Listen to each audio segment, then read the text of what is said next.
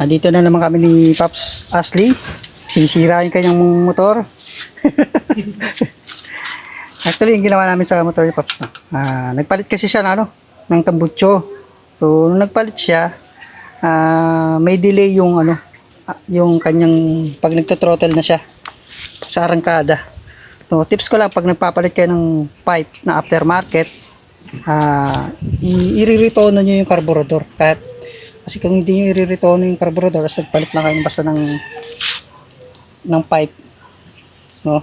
At tinayaan nyo lang, pwedeng masira yung yung makina nyo, lalo na kung ang settings niya ay lean, no? Pwedeng mag-overheat, no, ang makina ng motor nyo. Pwede itong mangyari sa kahit anong klase ng motor, mapa FI, maka carburetor, pwedeng masira. Kaya yung mga naka FI, pinapa-remap nila yung pinapa-reset yung ECU, parang para mabasa or may tama yung air fuel mixture, no.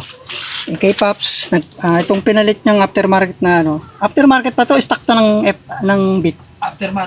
Aftermarket ng pang Honda Beat, no. Pero hindi siya, nagparitubo pa rin siya, no. Pang GY6 talaga ang kasya dito.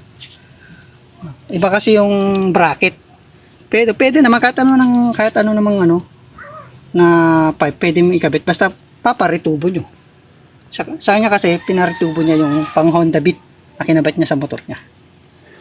Yan. Gusto nyo sound check natin, sound check natin yung pipe ni Pops.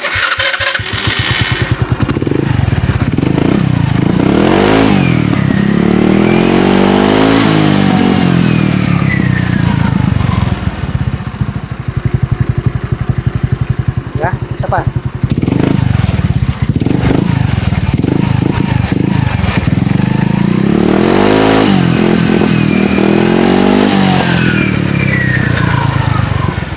Ayan na natin.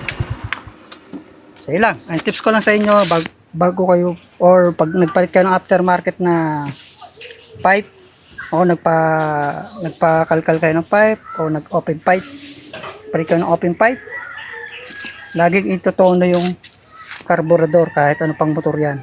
Mapa FI, maka carburetor, kailangan itono yung carburetor or yung sa FI paparemap o papareset yung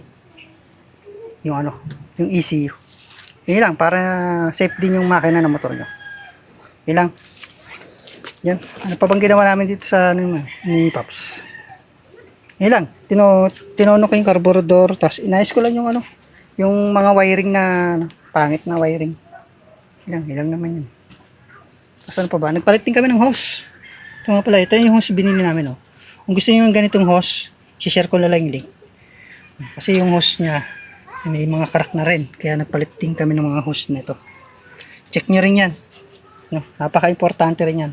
Huwag nyo babaliwalain kasi kahit na crack lang yan, may problema, may epekto rin yan